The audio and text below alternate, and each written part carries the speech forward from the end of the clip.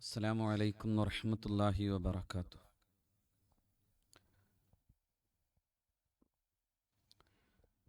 അൽഹംദുലില്ലാഹ് നഹ്മദുഹു വനസ്തഈനുഹു വനതവക്കലു അലൈഹി നഊദു ബില്ലാഹി മിൻ ശുറൂരി അൻഫുസിനാ വമിൻ സയ്യിആതി അഅ്മാലിനാ മൻ യഹ്ദിഹില്ലാഹു ഫലാ മുളില്ല ലഹു വമൻ യുദ്ലിൽ ഫലാ ഹാദിയ ലഹു. نشهد أن لا إله إلا الله وحده لا شريك له ونشهد أن سيدنا ونبينا محمدا عبده ورسوله أرسله بالهدى ودين الحق ليظهره على الدين كله ولو كره المشركون. أعوذ بالله من الشيطان الرجيم. بسم الله الرحمن الرحيم. اليوم أكملت لكم دينكم وأتممت عليكم نعمتي ورضيت لكم الإسلام دينا. صدق الله مولانا العلي العظيم. اللهم صل على رسولك سيدنا محمد الفاتح لما أغلق الخاتم لما سبق ناصر الحق بالحق الهادي إلى صراطك المستقيم حق قدره العظيم ومقداره العظيم وعلى آله وأصحابه وأتباعه إلى يوم الدين وسلم. സ്നേഹമുള്ള സത്യവിശ്വാസികളെ, അല്ലാഹു റബ്ബുൽ ഇസ്സത്ത് ഈ പരിശുദ്ധമായ വെള്ളിയാഴ്ചയിൽ നമ്മെ ഇവിടെ ഒരുമിച്ച് കൂട്ടിയതുപോലെ നാളെ ജന്നാത്തുൽ ഫിർദൗസിലും നാം ഏവരെയും അല്ലാഹു ഒരുമിപ്പിക്കുമാറാകട്ടെ. അല്ലാഹു അവൻ്റെ അപാരമായ അനുഗ്രഹത്താൽ നമ്മുടെ ഏവരുടെയും എല്ലാ ദോഷങ്ങളും പുറത്തു മാപ്പാക്കുകയും ദീർഘായുസ്സോടെയും ആഫിയത്തോടെയും ജീവിക്കാനും അവസാനം അവൻ്റെ പൊരുത്തത്തിൽ മരിക്കാനും നമുക്കേവർക്കും അല്ലാഹു തൗഫീഖ് നൽകി അനുഗ്രഹിക്കട്ടെ. പരിശുദ്ധമായ മാസം, പരിശുദ്ധമായ ദിനങ്ങളിലൂടെയാണ് നമ്മൾ യാത്ര ചെയ്യുന്നത്. മുസ്ലിം ലോകത്തെ ഒരു വലിയ വിഭാഗം ആളുകൾ അല്ലാഹുവിൻ്റെ വിളിയാളം കേട്ട് അവൻ്റെ പരിശുദ്ധമായ ബൈത്തിന്റെ കഅബത്തു ശരീഫയുടെ ചാരെ, പ്രത്യേകിച്ചും നാളെ നടക്കാൻ പോകുന്ന അറഫ സമ്മേളന നഗരിയിലേക്കുള്ള യാത്രയിലും അതിൻ്റെ ഒരുക്കത്തിലുമാണ്. ആ ദിവസത്തിൻ്റെ വലിയ പ്രത്യേകതകളെ കുറിച്ചാണ് ഇന്ന് നമുക്ക് കൂടുതൽ ചർച്ച ചെയ്യേണ്ടത്. കാരണം ആ ദിവസം മാനവ സമൂഹത്തിൻ്റെ ചരിത്രത്തിലെ ഏറ്റവും അവിസ്മരണീയമായ ഒരധ്യായം കുറിച്ച ദിവസമാണ് അറഫ ദിനം. ഒരുപക്ഷെ മാനവ സമൂഹത്തിന്റെ ചരിത്രത്തിലെ ഏറ്റവും ആദ്യത്തെ മനുഷ്യാവകാശ പ്രഖ്യാപനം നടത്തപ്പെട്ട ദിവസവും ഈ ദിവസം തന്നെയാണ്. അള്ളാഹുവിന്റെ പ്രവാചകൻ സ്വല്ലല്ലാഹു അലൈഹി വസല്ലം 23 കൊല്ലം പ്രവാചകന്റെ പരിശുദ്ധമായ പ്രബോധന ദൗത്യം നിറവേറ്റപ്പെടുകയും ആ ദൗത്യത്തിന്റെ നിർവഹണത്തിന്റെ സായുജ്യം അനുഭവിക്കുകയും ചെയ്ത ദിവസവും കൂടിയാണ് ഈ പരിശുദ്ധ ദിനം. ഒരിക്കൽ മഹാനായ സയ്യിദുനാ ഉമർ ബിൻ ഖത്താബ് റളിയല്ലാഹു തആല അൻഹുവിനോട് ഒരു ജൂതൻ ചോദിക്കുന്ന ഒരു ചോദ്യമുണ്ട്. നിങ്ങൾക്ക് ഒരു പക്ഷേ പെരുന്നാൾ പോലെ കാണേണ്ട ഒരു ദിവസത്തെക്കുറിച്ച് അങ്ങക്കറിയുമോ? യാ അമീറൽ മുഅ്മിനീൻ, ആയത്തുൻ ഫീ കിതാബിക്കും തഖ്റഊനഹാ ലൗ അലൈനാ ഉൻസിലത് മഅ്ശറൽ യഹൂദ് ലത്തഖദ്നാ ദാലിക്കൽ യൗമ ഈദൻ. ഏ അമീറുൽ മുഅ്മിനീൻ,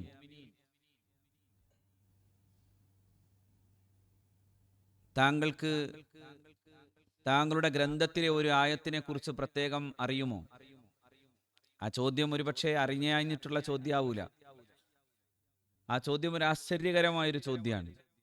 സയ്യിദുനാ ഉമർ റളിയല്ലാഹു അൻഹുവിനോടാണ് ചോദ്യം. യാ അമീറൽ മുഅ്മിനീൻ, ആയത്തുൻ ഫീ കിതാബിക്കും തഖ്റഊനഹാ, നിങ്ങൾ പാരായണം ചെയ്യുന്ന നിങ്ങളുടെ വേദഗ്രന്ഥത്തിലെ ഒരു ആയത്ത്, ലൗ അലൈനാ ഉൻസിലത് മഅ്ശറൽ യഹൂദ്, അതെങ്ങാനും ഞങ്ങൾക്കായിരുന്നു അവതീർണമായിരുന്നുവെങ്കിൽ ലത്തഖദ്നാ ദാലിക്കൽ യൗമ ഈദൻ, ആ ദിവസം ഞങ്ങൾ ഒരു പെരുന്നാൾ പോലെ ആഘോഷിക്കുമായിരുന്നു എന്നാണ് സയ്യിദുന അമീറുൽ മുഅ്മിനീൻ ഉമർ ബിൻ ഖത്താബ് റളിയല്ലാഹു അൻഹുവിനോട് ഇദ്ദേഹം പറയുന്നത്. അപ്പോ മഹാനായ ഉമർ റളിയല്ലാഹു തആല അൻഹു അദ്ദേഹം ചോദിക്കുകയും ചെയ്യാണ്, വായു ആയത്തിന് ഏതായത്താണെന്ന് താങ്കൾക്ക് ബോധ്യമുണ്ടോ? അപ്പോൾ ഉമർ റളിയല്ലാഹു അൻഹു പറയുന്നത്, ഞാൻ നേരത്തെ ഓതി വെച്ച ആയത്താണ്. അൽ യൗമ അക്മൽതു ലക്കും ദീനക്കും വ അത്മംതു അലൈക്കും നിഅമതി വ റളീതു ലക്കുമുൽ ഇസ്ലാമ ദീന. അൽ യൗം, ഈ ദിവസം, അക്മൽതു ലക്കും ദീനക്കും, നിങ്ങളുടെ മതം പൂർത്തീകരിച്ചു തന്നു. അതായത് നിങ്ങളുടെ പ്രത്യയശാസ്ത്രപരമായി എന്തൊക്കെയാണോ ഉള്ളടക്കമായി മതത്തിലുള്ളത് അത് പൂർണ്ണമായിട്ടും ഇന്ന് ഞാൻ പൂർത്തീകരിച്ചു തന്നു കഴിഞ്ഞു. വഅത്മംതു അലൈക്കും നിഅമതി, എൻ്റെ അനുഗ്രഹത്തെ ഞാൻ അതുപോലെ തന്നെ പൂർത്തീകരിച്ചു. നിങ്ങൾക്ക് ഇസ്ലാം എന്ന് പറയുന്ന ഈ മതത്തെ ഞാൻ തൃപ്തിപ്പെടുകയും ചെയ്തു എന്നാണ് അല്ലാഹു റബ്ബുൽ ഇസ്സത്ത് പറയുന്നത്. ആ പറയുന്ന നേരം എന്ന് പറയുന്നത് മാനവ ചരിത്രത്തിലെ എന്നല്ല, അള്ളാഹുവിന്റെ പ്രവാചകന്റെ ജീവിതത്തിലെ സ്വല്ലല്ലാഹു അലൈഹി വസല്ലം ഏറ്റവും വികാര തീവ്രമായൊരു നിമിഷവും കൂടിയാണ്. അത്രമേൽ കഠിനമായ പ്രബോധന ദൗത്യം ഏറ്റെടുത്ത് അത് പൂർണ്ണമായും വിജയിപ്പിച്ചെടുത്തതിനു ശേഷം ഒരുപക്ഷെ മാനവ ചരിത്രത്തിൽ അതുപോലെ ഒരു നേതാവും ഒരു അനുയായികളും നിൽക്കുന്ന ഒരു സമയമുണ്ടാവില്ല. 23 കൊല്ലത്തെ പ്രബോധനാനന്തരം അതിന്റെ പരിസമാപ്തി കുറിക്കപ്പെടാവുന്ന നിമിഷം തന്റെ മുമ്പിൽ നിൽക്കുന്ന അനുയായികൾ എന്ന് പറയുന്നത് 1 ലക്ഷത്തോളം വരുന്ന അനുയായികളാണ്. ആ അനുയായികളെ മുന്നിൽ നിർത്തിയാണ് അള്ളാഹുവിന്റെ പരിശുദ്ധ റസൂൽ സല്ലല്ലാഹു അലൈഹി വസല്ലമയുടെ മുമ്പിൽ അള്ളാഹു റബ്ബുൽ ഇസ്സത്ത് പരിശുദ്ധമായ ആയത്ത് അവതരിപ്പിക്കുന്നത്. ഇത് പരിസമാപ്തി കുറിക്കുകയാണ് എന്ന്. വൈകാരികമായി വലിയ അർത്ഥത്തിൽ, ഞാൻ അതാണ് പറയാൻ കാരണം, വൈകാരികമായി വലിയ അർത്ഥത്തിലുള്ള ഒരു മുഹൂർത്തമാണത്. ഒരു സമയം സിദ്ദീഖ് റളിയല്ലാഹു അൻഹു കരയുന്നുണ്ട്. സിദ്ദീഖ് കരയുമ്പോൾ റളിയല്ലാഹു തആല അൻഹു മറ്റു സഹാബാക്കൾ ആനന്ദ നിർഭരമായ നിമിഷത്തിൽ എന്തുകൊണ്ടങ്ങ് കരയുന്നു എന്ന് ചോദിക്കുന്നുണ്ട്. പക്ഷെ സിദ്ദീഖ് റളിയല്ലാഹു തആല അൻഹു പറയുന്നുണ്ട്, ഈ നിമിഷത്തിന് മറ്റൊരർത്ഥവും കൂടിയുണ്ട്. അത് എല്ലാം പൂർത്തീകരിച്ചു കഴിഞ്ഞു എന്ന് പറയുന്നതോടുകൂടെ പ്രവാചകൻ സല്ലല്ലാഹു അലൈഹി വസല്ലമയുടെ വിരാമത്തിന്റെ സൂചന കൂടി അവിടെ ലഭ്യമാകുന്നുണ്ട്. നബി തിരുമേനി സല്ലല്ലാഹു അലൈഹി വസല്ലമയുടെ ഒരു വിടവാങ്ങൽ ഇവിടെ തന്നെ നടക്കും. ആ വിടവാങ്ങൽ നടക്കുന്നു എന്നതും എന്നെ വേദനിപ്പിക്കുന്നു. നബി തിരുമേനി അടുത്ത വർഷം നമുക്കൊപ്പം ഉണ്ടാവില്ല എന്ന സൂചനയാണിത് എന്ന് സയ്യിദുനാ സിദ്ദീഖ് റളിയല്ലാഹു അൻഹു പറയുന്നുണ്ട്. അങ്ങനെ ഒരു വിടവാങ്ങൽ പ്രസംഗം പുണ്യനബി സല്ലല്ലാഹു അലൈഹി വസല്ലം അവിടെ നടത്തുകയും ചെയ്തു. അള്ളാഹുവിന്റെ റസൂല് പറയുകയും ചെയ്തു, മുഅ്മിനീങ്ങളെ, സത്യവിശ്വാസികളെ, പ്രസംഗത്തിന്റെ ഏറ്റവും മനോഹരമായ ഒരു ഔചിത്യബോധം പ്രവാചകന്റെ സല്ലല്ലാഹു അലൈഹി വസല്ലം ആ പ്രസംഗം തന്നെയാണ്. എല്ലാം ഉള്ളടങ്ങിയ ഒരു പ്രസംഗം. എങ്ങനെയാണ് ഒരു പ്രബോധകൻ പ്രഭാഷണം ചെയ്യേണ്ടത് എന്ന് പോലും നബി സല്ലല്ലാഹു അലൈഹി വസല്ലം കാണിച്ചു തന്നു. അവിടുന്ന് ജനങ്ങളെ മുഴുവൻ അഭിസംബോധന ചെയ്തു. യാ അയ്യുഹന്നാസ്, സത്യവിശ്വാസികൾ എന്നല്ല പറഞ്ഞത്, ജനങ്ങളെ എന്നാണ്. എന്നിട്ട് നബി സല്ലല്ലാഹു അലൈഹി വസല്ലം പറഞ്ഞു, ഒരു പക്ഷേ അടുത്ത വർഷം നിങ്ങളെ ഇതുപോലെ കാണാൻ എനിക്ക് സാധിക്കണമെന്നില്ല. ഇതുപോലെ ഒരു സംഗമത്തിൽ നമുക്ക് ഒരുമിച്ച് നിൽക്കാൻ കഴിയണമെന്നില്ല. അതുകൊണ്ട് ഞാൻ പറയുന്ന കാര്യങ്ങളെ വളരെ വ്യക്തതയോടുകൂടെ നിങ്ങൾ ശ്രദ്ധിക്കുക. ആരോടാണ് പറയുന്നതെന്ന് ഓർക്കണം. 1 ലക്ഷത്തോളം വരുന്ന തന്റെ അനുയായികളാണ്. ആ അനുയായികളെ മുന്നിൽ നിർത്തിയാണ് അള്ളാഹുവിന്റെ പ്രവാചകൻ സല്ലല്ലാഹു അലൈഹി വസല്ലം പറയുന്നത്, അടുത്ത ഒരു കൊല്ലം, അടുത്ത വർഷത്തിൽ നമുക്ക് ഒരുമിച്ച് കാണാൻ സാധിച്ചു കൊള്ളണമെന്നില്ല. അതുകൊണ്ട് ഞാൻ നിങ്ങൾക്ക് നൽകിയിട്ടുള്ള ഈ പ്രബോധന ദൗത്യം പൂർത്തീകരിച്ചുവോ എന്ന ചോദ്യം പുണ്യനബി സല്ലല്ലാഹു അലൈഹി വസല്ലം ചോദിക്കുന്നു. ഹൽ ബല്ലഗ്തു, ഞാൻ എൻ്റെ ഈ പ്രബോധന ദൗത്യം പൂർത്തീകരിച്ചോ? ഞാൻ നിങ്ങൾക്ക് തൃപ്തനായോ എന്നൊരു ചോദ്യമാണ് പുണ്യനബി സല്ലല്ലാഹു അലൈഹി വസല്ലമ തങ്ങൾ ചോദിക്കുന്നത്. അതിന് അല്ലാഹുവിന്റെ റസൂലിന്റെ മുമ്പിൽ എല്ലാവരും സ്വഹാബാക്കൾ, ബല്ലഗ്ത വ അദ്ദൈത റിസാലതക്, നബിയെ, അങ്ങ് ഈ ദൗത്യം പൂർത്തീകരിച്ചു എന്ന് മാത്രമല്ല, ആ പൂർത്തീകരണം അദ്ദൈത്ത റിസാലത്തൊക്കെ അങ്ങയുടെ റിസാലത്തിനെ, അങ്ങയുടെ പ്രബോധനത്തെ, അങ്ങയുടെ റിസാലത്ത് അത് പൂർത്തീകരിക്കുകയും അതിനെ നിർവഹിക്കുകയും ചെയ്തിട്ടുണ്ട് നബിയെ. അപ്പോ അള്ളാഹുവിന്റെ പ്രവാചകൻ സല്ലല്ലാഹു അലൈഹി വസല്ലം പറയാൻ തുടങ്ങി, സത്യവിശ്വാസികളെ, ഇന്ന ദിമാക്കും അംവാലക്കും ഹറാമുൻ അലൈക്കും കഹുർമത്തി യൗമിക്കും ഹാദാ ഫീ ശഹരിക്കും ഹാദാ ഫീ ബലദിക്കും ഹാദാ. ഞാൻ പലപ്പോഴും പറഞ്ഞ ഒരു കാര്യമാണ്, ഇതുപോലൊരു മനുഷ്യാവകാശ പ്രഖ്യാപനം ലോകത്ത് അതിനു മുമ്പ് നടന്നിട്ടില്ല. ശേഷം എന്തൊക്കെയോ നടന്നു. മഗ്ന കാർട്ട വന്നു. 948 ഡിസംബർ 10 മനുഷ്യാവകാശ പ്രഖ്യാപനം നടന്നു. എല്ലാ രാജ്യങ്ങളും അവരവരുടെ ഭരണഘടനയിൽ ഈക്വാലിറ്റിയെ കുറിച്ച് പറഞ്ഞു. 963 ലിങ്കൻ സ്ക്വയറിൽ നിന്ന് ഐ ഹാവ് എ ഡ്രീം, എനിക്കൊരു മഹാസ്വപ്നമുണ്ട്, നമ്മുടെ കറുത്തവർഗക്കാരായ കുഞ്ഞുങ്ങൾ ഈ അമേരിക്കയുടെ ഭരണസാരഥ്യത്തിൽ എത്തുന്ന ഒരു കാലം വരും എന്നൊരു പ്രസംഗം നടക്കുന്നു. I have a dream. പലവട്ടമാണ് മാർട്ടിൻ ലൂതർ കിങ് അങ്ങനെ ഒരു പ്രസംഗത്തിന്റെ തുടക്കം പറയുന്നത്. ഐ ഹാവ് എ ഡ്രീം, ഞാനൊരു സ്വപ്നം കാണുന്നുണ്ട്. നമ്മുടെ കുഞ്ഞുങ്ങൾ, നമ്മുടെ മക്കൾ, അതായത് അമേരിക്കയിലെ കറുത്തവർഗക്കാരായ മക്കൾ, അവർ I have a dream that one day this nation will rise up and live out the true meaning of its creed.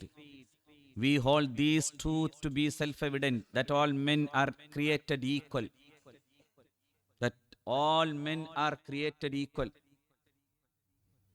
എല്ലാ മനുഷ്യരും ഒരുപോലെ സമന്മാരായിട്ടാണ് ജനിച്ചത് എന്ന്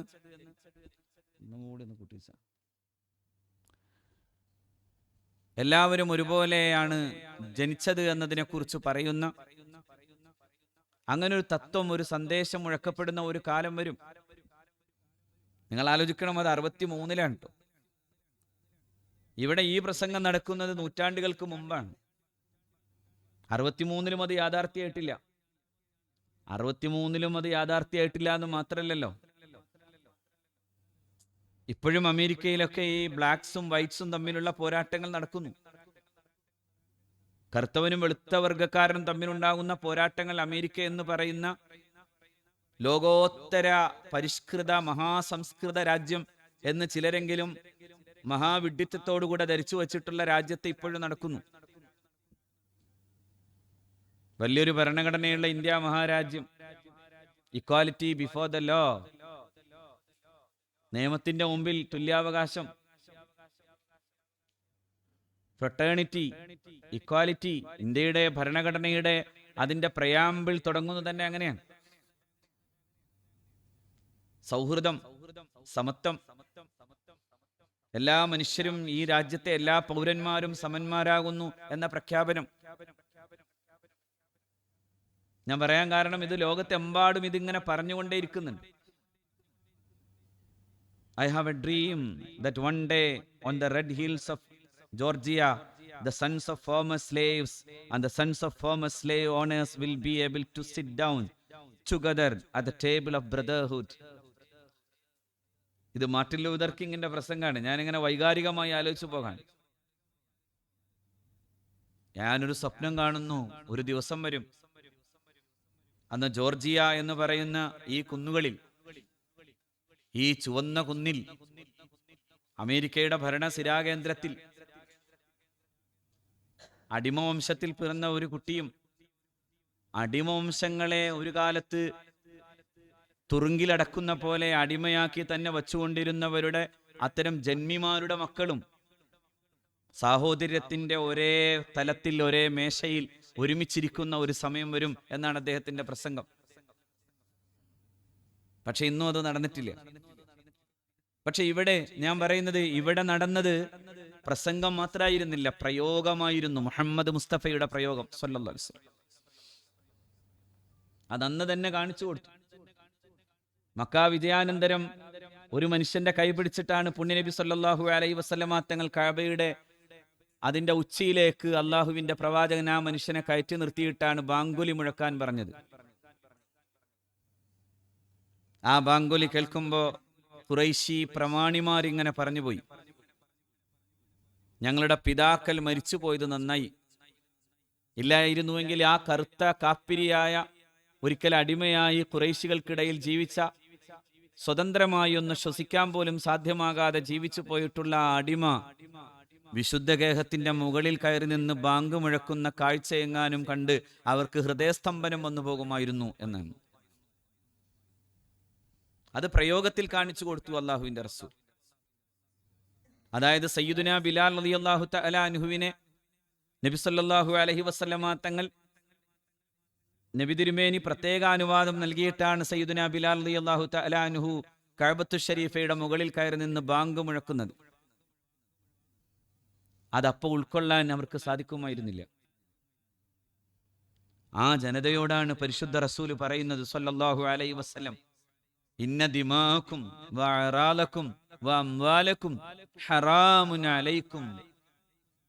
നിങ്ങളുടെ രക്തം, നിങ്ങളുടെ അഭിമാനം, നിങ്ങളുടെ സമ്പത്ത്, അതെല്ലാം നിങ്ങൾക്ക് ഹറാമാണ്. കഹുർമത്തി യൗമിക്കും ഹാദാ വകഹുർമത്തി ബലദിക്കും ഹാദാ വകഹുർമത്തി ശഹരിക്കും ഹാദാ.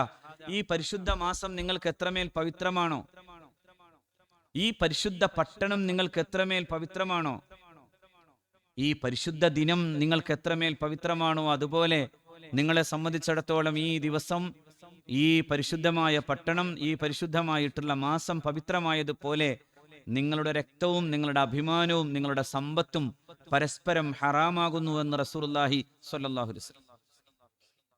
ശരിക്കു പറഞ്ഞാൽ നബി സല്ലല്ലാഹു അലൈഹി വസല്ലമ തങ്ങളുടെ പ്രസംഗത്തിന്റെ ആമുഖത്തിൽ, ആ പ്രസംഗത്തിന്റെ തുടക്കത്തിലൊന്നും ഇസ്ലാമിന്റെ അടിസ്ഥാന വിശ്വാസങ്ങളെ കുറിച്ചല്ല, ആ ഇസ്ലാം രൂപീകൃതമാകുന്ന ഒരു സംസ്കൃതിയുടെ ഉൽപ്പന്നം എന്താണോ ആ ഉൽപ്പന്നത്തെ കുറിച്ചാണ് റസൂലുള്ളാഹി പറയുന്നത്. നിങ്ങൾ അഷ്ഹദു അല്ലാ ഇലാഹ ഇല്ലല്ലാഹ് ഉറപ്പിക്കണം എന്ന് പറഞ്ഞല്ല തുടങ്ങിയത്. ആ അഷ്ഹദു അല്ലാ ഇലാഹ ഇല്ലല്ലാഹ് ഉറപ്പിച്ചാൽ നിങ്ങൾക്കിടയിൽ ഇത് ഉണ്ടാകണം. നിങ്ങളുടെ അഭിമാനം കാക്കാൻ കഴിയണം. നിങ്ങളുടെ സമ്പത്ത് എന്ന് പറയുന്നത് നിങ്ങൾ പരസ്പരം തമ്മിലടിപ്പിച്ച് അനർഹമായി വാങ്ങേണ്ടതല്ല, അത് നിങ്ങൾ പരസ്പരം ബഹുമാനിക്കേണ്ട ഒന്നാണ്. നിങ്ങളുടെ രക്തം പരസ്പരം തമ്മിൽ കീറി തകർത്തു കളയേണ്ടതല്ല, നിങ്ങൾ ഐക്യപ്പെട്ടു ജീവിക്കേണ്ടവരാണ്. എന്നിട്ട് പുണ്യനബി സല്ലല്ലാഹു അലൈഹി വസല്ലമ തങ്ങൾ ആ പ്രസംഗം ഇങ്ങനെ തുടരുന്നു തന്നെയും അങ്ങനെയാണ്. പിന്നെ റസൂലുള്ളാഹി പറഞ്ഞു സല്ലല്ലാഹു അലൈഹി വസല്ലം, ഏ ജനങ്ങളെ, നിങ്ങൾക്കിടയിൽ യാതൊരു തരത്തിലുള്ള വർണ്ണവർഗ വിവേചനങ്ങളും അള്ളാഹു അനുവദിച്ചിട്ടില്ല. നിങ്ങളുടെ തമ്പുരാൻ ഒന്നാണ്, നിങ്ങളുടെ പ്രവാചകൻ ഒന്നാണ്.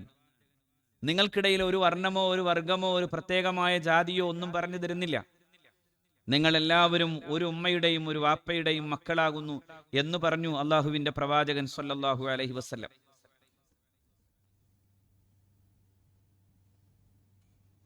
ഇന്നക്കും മിൻ ആദം വ ആദമു മിൻ തുറാബ്.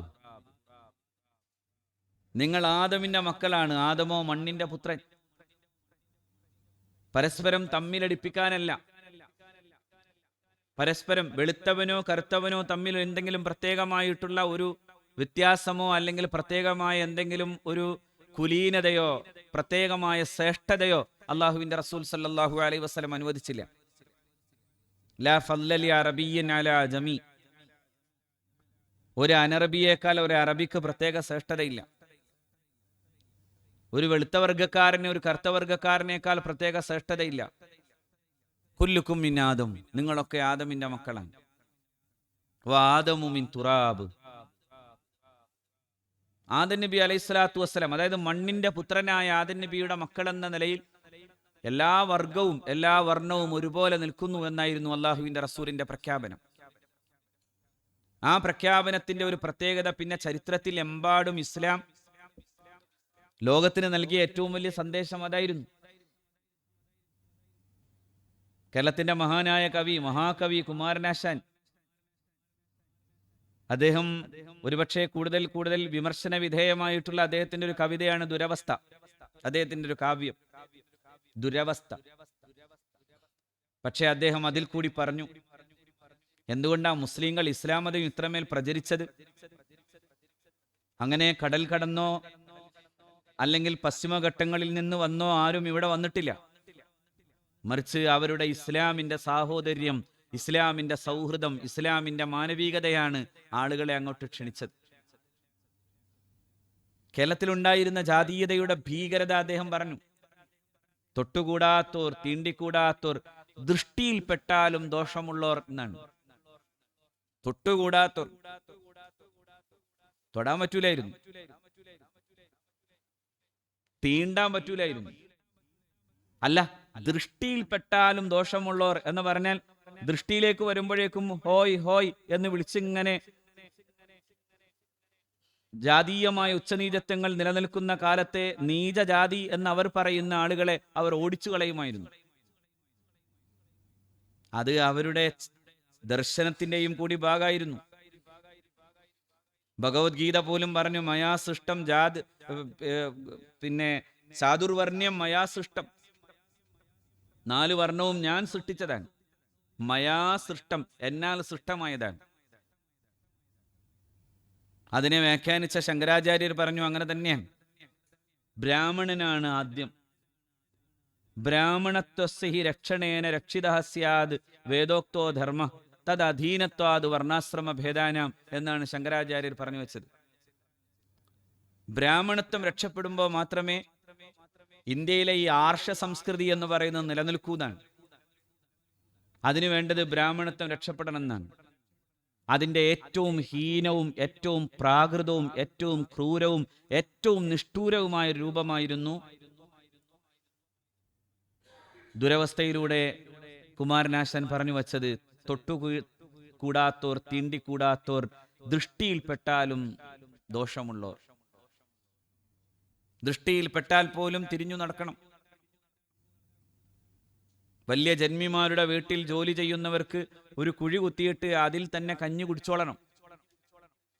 എന്തൊരു ഭീകരമായ കാലാണ് നിങ്ങൾ ആലോചിച്ച് നോക്കേണ്ടത്. അത് 6-ാം നൂറ്റാണ്ടിലല്ല.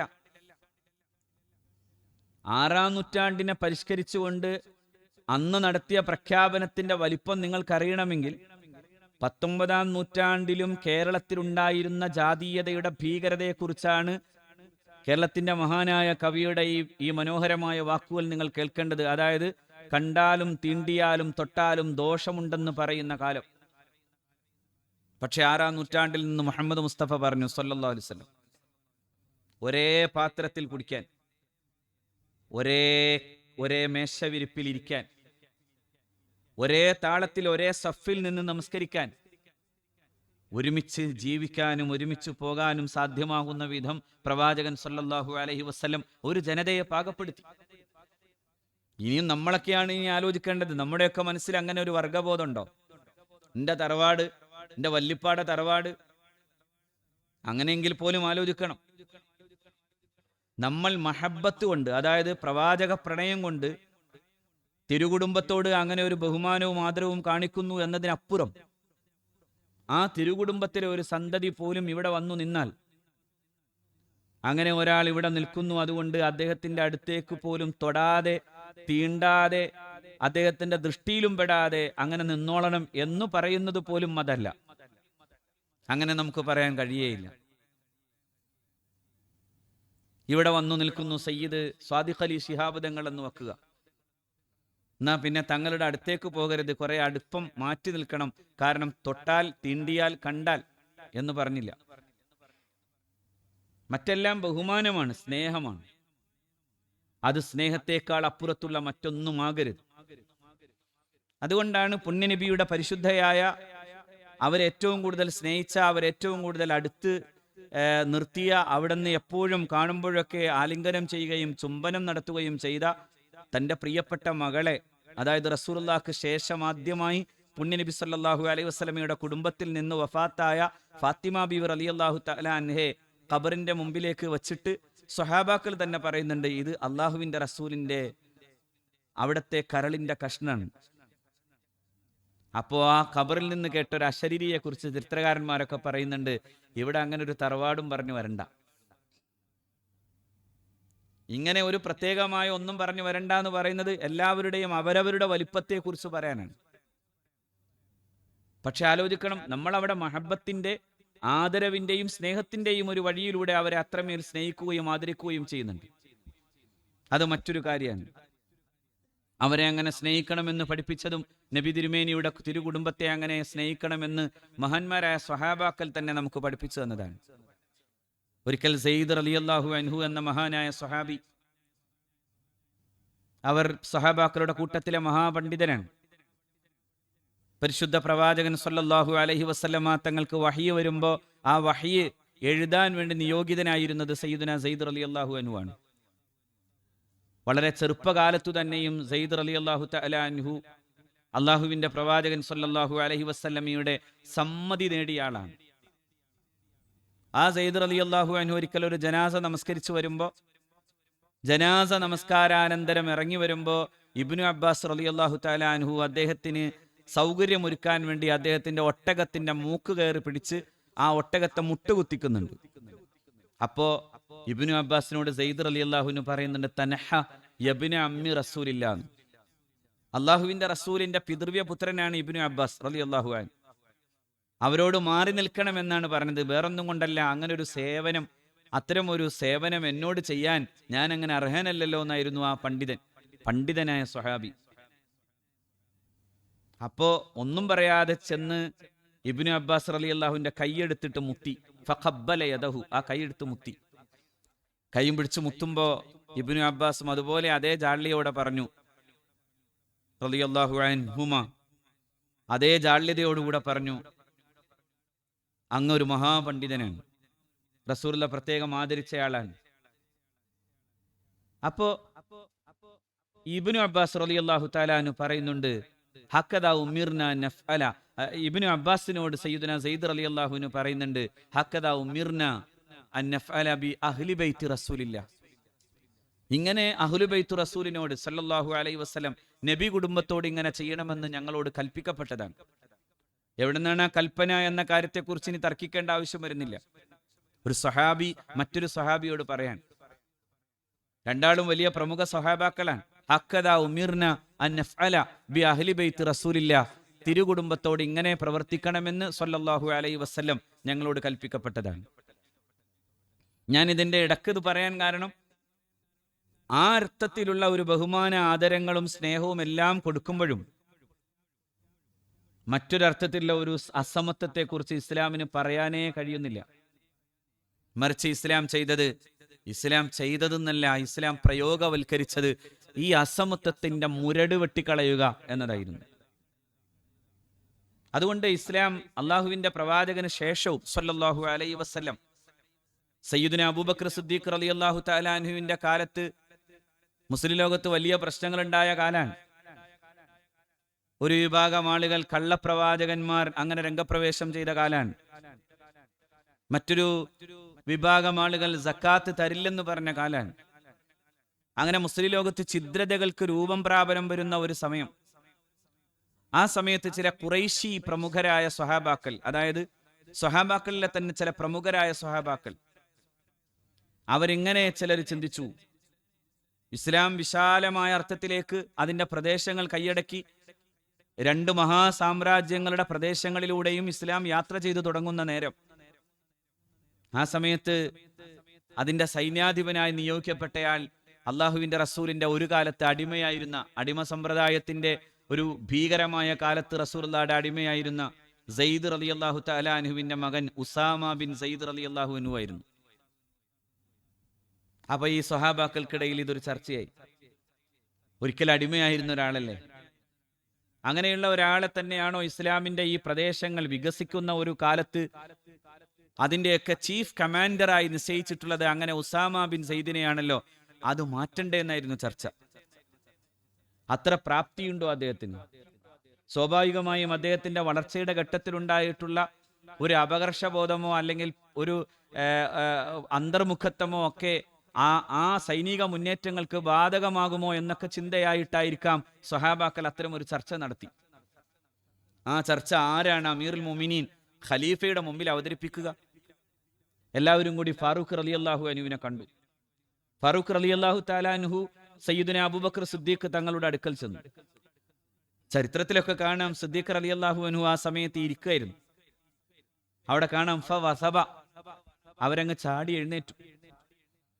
ആ കേട്ട ഒറ്റ ചോദ്യത്തിന്റെ ഉത്തരം പറയാനല്ല, ആ ചോദ്യം കേട്ടപ്പോ ദേഷ്യം പിടിച്ചിട്ട് ചാടി എഴുന്നേറ്റു. ഫവസബ സിദ്ദീഖുൻ, സിദ്ദീഖ് റളിയല്ലാഹു അൻഹു ചാടി എഴുന്നേറ്റു. എന്നിട്ട് അബൂബക്കർ സിദ്ദീഖ് തങ്ങൾ റളിയല്ലാഹു അൻഹു ഉമർ ബിൻ ഖത്താബ് റളിയല്ലാഹു അൻഹു താടിക്ക് പിടിച്ചു. ഒരിക്കൽ ഇതുപോലെ ഒരു താടിക്ക് പിടുത്തുണ്ടല്ലോ. മൂസ നബി അലൈഹി ഇസ്ലാം തന്റെ സഹോദരൻ സയ്യിദുന ഹാറൂൻ നബി അലൈഹി ഇസ്ലാമിന്റെ താടിക്ക് പിടിച്ച പോലെ ഇവിടെ സയ്യിദുന അബൂബക്കർ സിദ്ദീഖ് തങ്ങൾ ഉമർ ബിൻ ഖത്താബ് തങ്ങളുടെ താടിക്ക് പിടിച്ചു. എന്നിട്ട് പറഞ്ഞു, യബ്നൽ ഖത്താബ്, ഏ ഖത്താബിന്റെ മോനെ, ഇസ്തഅമലഹു റസൂലുള്ളാഹ്,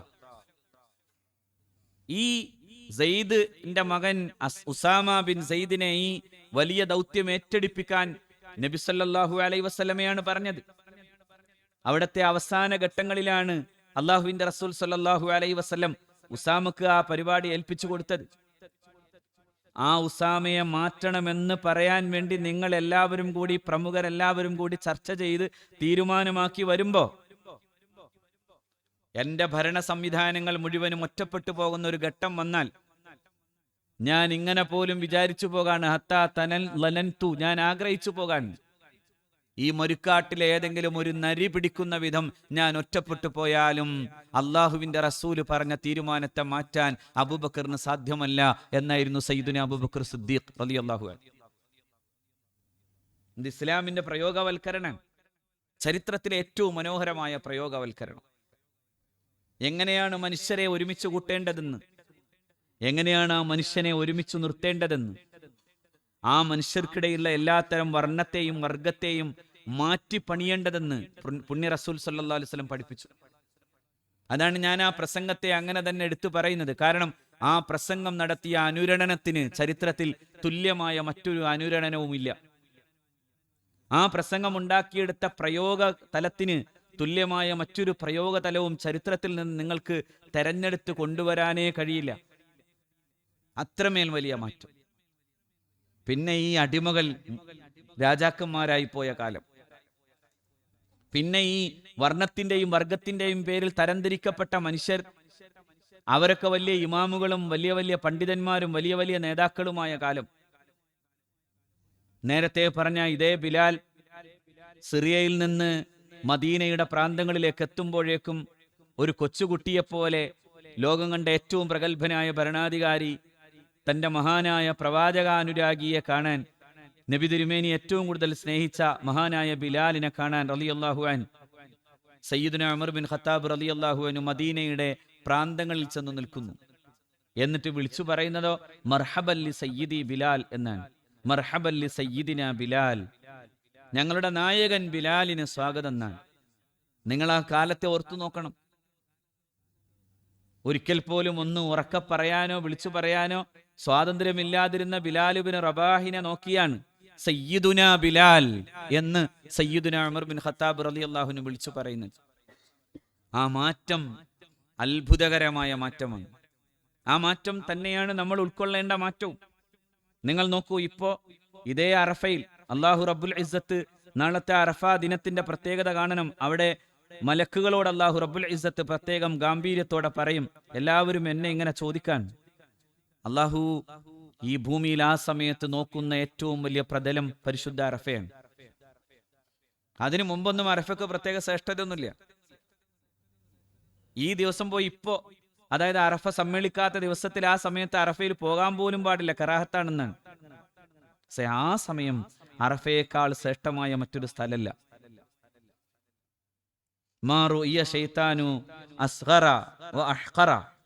പിശാച് ഇത്രമേൽ നിസ്സാരനും ഇത്രമേൽ നിന്ദ്യനുമാകുന്ന ഒരു സമയം കാണപ്പെട്ടിട്ടില്ല ഇല്ലാ ബി അറഫത്ത്, അറഫയിലല്ലാതെ. കാരണം അവൻ അത്രമേൽ നിരാശനായിരിക്കും. കാരണം മനുഷ്യരുടെ കണ്ണുകളും ഹൃദയവും പെയ്യുന്ന സമയം. അള്ളാഹുവെ പുറത്തു തരണേ എന്ന് പറയുമ്പോൾ അവിടെ ഒരു വർണ്ണമോ ഒരു വർഗമോ ഒരു ദേശമോ ഒരു കാലമോ ഒന്നും ഭേദമാകാതെ പോകുന്ന സമയം.